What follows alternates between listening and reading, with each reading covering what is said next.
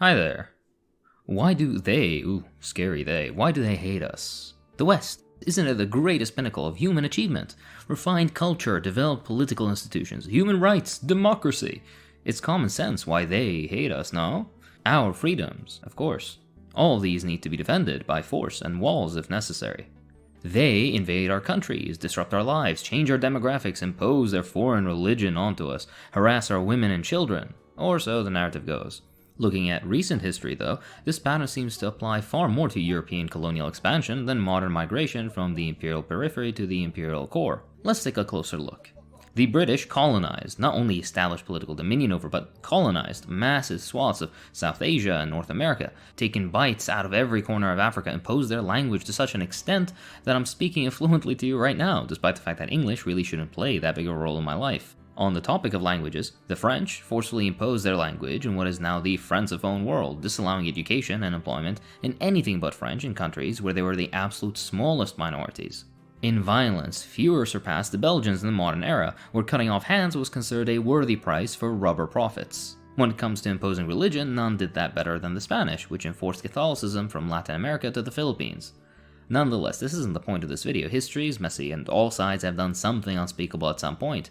But should the Mongols of today be held accountable for what Genghis Khan did, or the Italians for Caesar?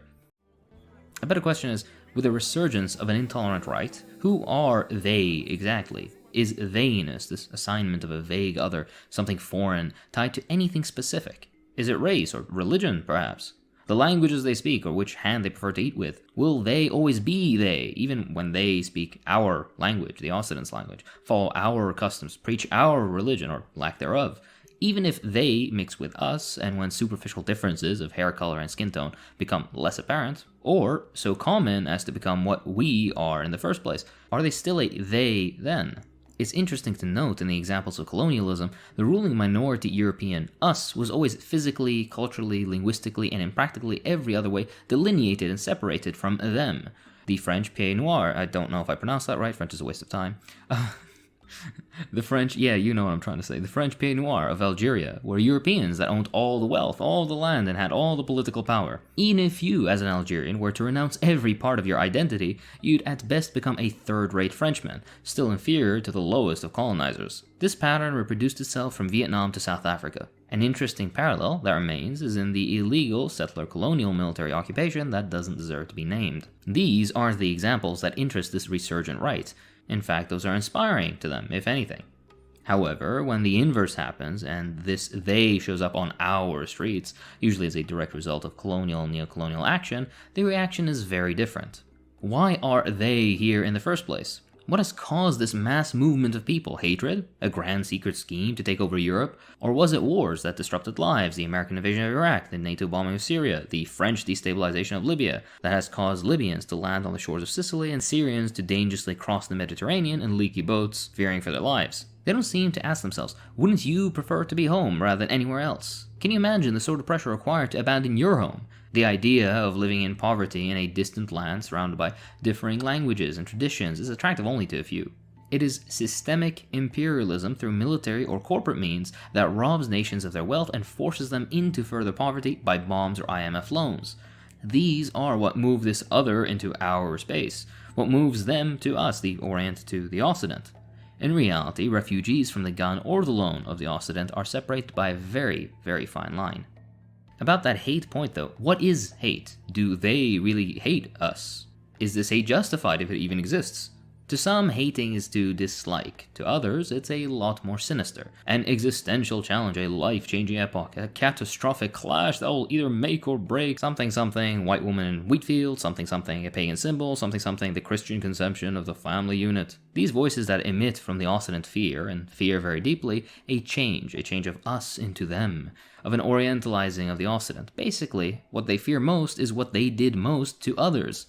Out of this fear, hate is bred, and these loud minority voices of the Occident seem to hate a lot more despite those of the European conception of the Orient having experienced our colonial oppression for far longer, in some cases even centuries.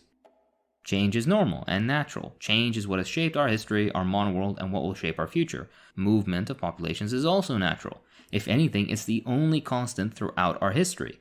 One by one or by millions is how humanity has survived, built great civilizations, and ultimately allowed you, viewer, to live the way you do, enjoying the Cheeto KFC collaboration. Maybe migration was a bad idea. Need I remind you, American that's watching this video, that without the movement of Europeans to the New World, whether that was a good thing or bad thing, this false narrative that is idealized wouldn't exist in the first place. Need I remind you, Englishman that's watching this, that without the invasion of the Normans, the way of life some of your countrymen tried to defend so harshly through voice or fist wouldn't exist.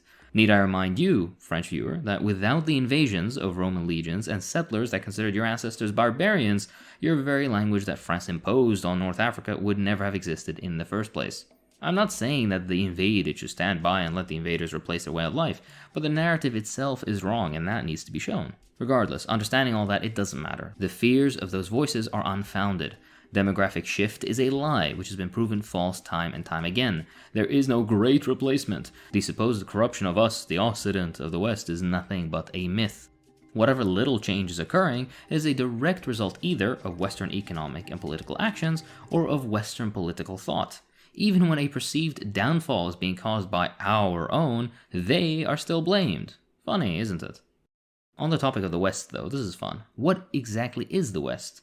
Putting aside the fact that this idea and its boundaries have fluctuated throughout history, what defines the West? Is it Judeo-Christian values? Is it based on whiteness? Is it liberalism as opposed to Oriental despotism? On both sides, nice old houses, nothing special. But you are wrong.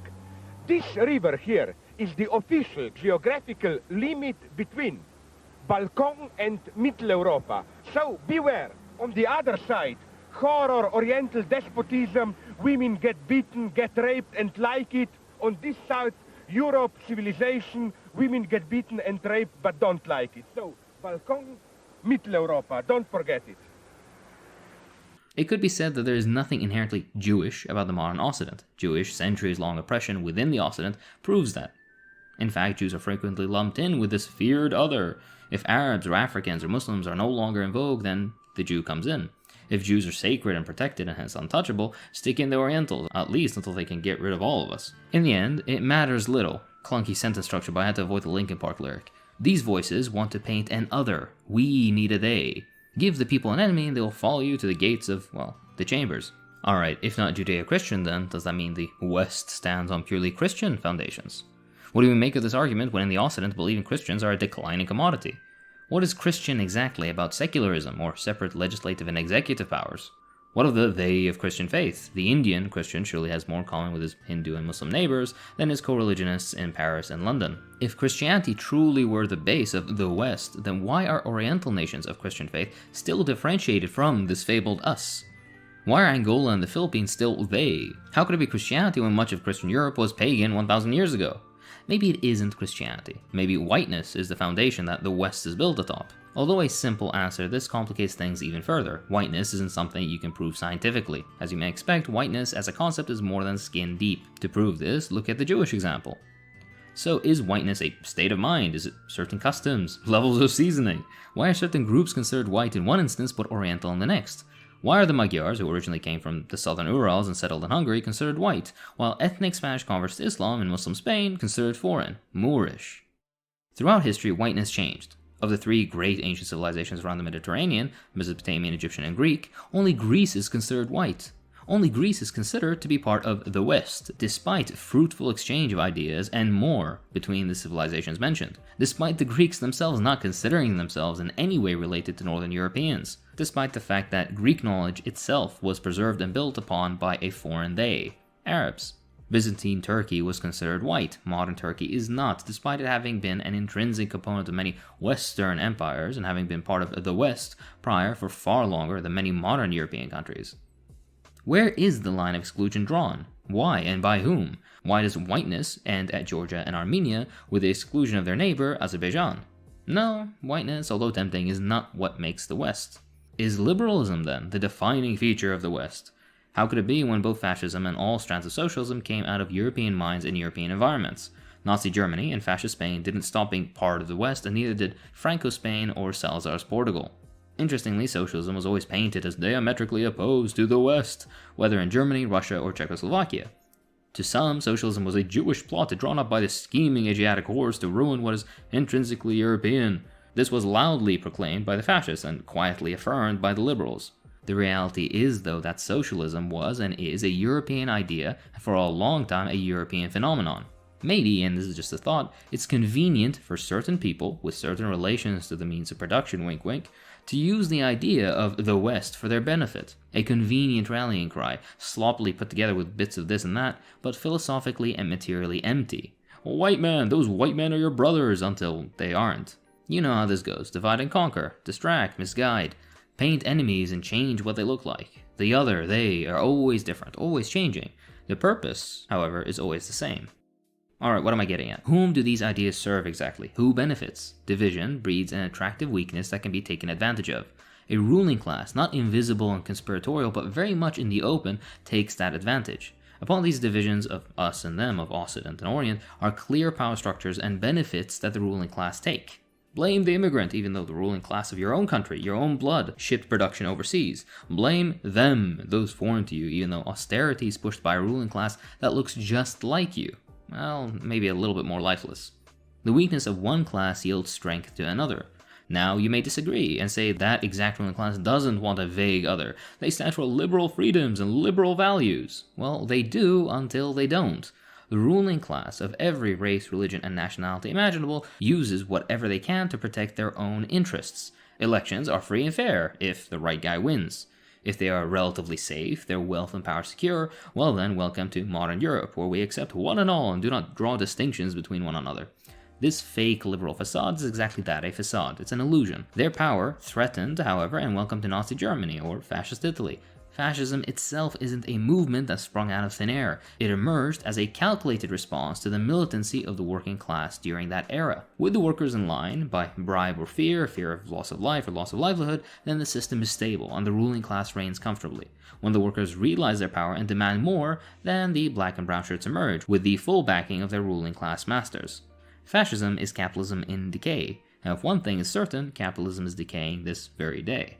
This was a quick kind of remake / commentary on a much earlier video that basically nobody watched at the time, that I've been meaning to remake for quite a while now. There's some commentary here about the intersections of what Islam is defined within European thought and also socialism, and how both of these are always considered antithetical to what being European is. Also, one can comment on the basis of the West being a combination of factors, but all this also just kind of reflects the same fallacies within their arguments. Thanks for watching. If you enjoyed this video, then please consider supporting me on Patreon, it really does help.